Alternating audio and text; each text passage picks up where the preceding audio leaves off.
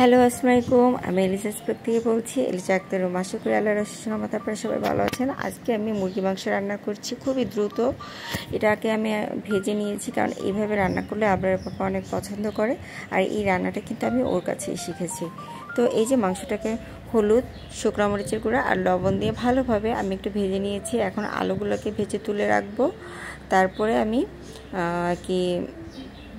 এই যে এখন ওই তেলেতেই পেঁয়াজ, লবঙ্গ, এলাচ, দারচিনি সব কিছু দিয়েছি। আর এদিকে আদা বাটা, রসুন বাটা মাংসের মধ্যে দিয়েছি, কারণ মাংসটা দেওয়ার পরেই তো মশলা দিব। আসলে অনেক দ্রুত কাজ করছি, কারণ রান্না করে আমাকে বাসা থেকে বের হতে হবে। আমরা একটু বাইরে যাব, তো দ্রুত রান্না করছি। আর এই যে এখানে জিরা, ধনিয়া গুঁড়া, শুকনো মরিচের গুঁড়া দিয়েছি, তারপরে লাস্টে হলুদের গুঁড়া দিয়েছি। আর আমার রান্নাটা কিন্তু হয়েই গিয়েছে, আপনারা দেখতে পাচ্ছেন। আর জানাবেন কেমন হয়েছে। তারপরে আমি গোসল করলাম, আবরার বাবুকে গোসল করিয়েছি, আবরার বাবুকে খাইয়ে দিয়ে তারপরে আমরা একটার পরে বের হয়ে গিয়েছি। যেহেতু রোজা, বাসায় এসে কিন্তু আবার রান্না করতে কষ্ট হয়ে যাবে। তো এই তো আমার আর কোনো টেনশন নেই। এখন আমরা টেনশন মুক্ত হয়ে নিউ মার্কেটের দিকে ছুটছি। তো আমাদের সাথেই থাকেন। তো যেতে যেতে দেখলাম যে রাস্তায় আসলে কতটা উন্নত হয়ে গিয়েছে। অনেক দিন পরে আবার আসলাম, প্রয়োজন ছাড়া, কাজ ছাড়া তো এদিকে আসা হয় না। যখন আহানাবের ডেলিভারি দিলাম তখন আমরা এদিকে গিয়েছিলাম, কারণ হসপিটালটা তো এদিকেই ছিল। তো যাই হোক, আমি একটু ক্যামেরা নিয়ে আমার পাপার সাথে শ্যুট করে নিলাম। তো এই তো আমার খুব ভালো লাগছে, বাইরে আসলে আমার খুব ভালো লাগে। তো আজকে ভালোই জ্যাম ছিল না, খুব ভালো লেগেছিল। অনেক দ্রুত আমরা চলে যাই, খুবই সুন্দরভাবে আমরা চলে গিয়েছিলাম নিউ মার্কেটে। আর আমার কোলে তো আনাম বাবু ঘুমাচ্ছে, আর আপনার বাবুর সামনে গাড়িতে ও গান শুনতে অনেক পছন্দ করে, ও গান শুনছিল।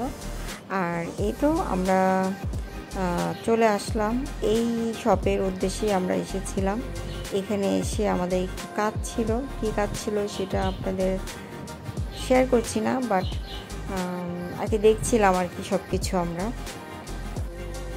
এটা আমি অনলাইনে, আসলে আমি সবসময় অনলাইন থেকেই আসলে সব খবর নেই, এবং তারপরে গিয়ে ওই শপে যাই, দেখি আসলে কোনটা প্রাইস কেমন কি।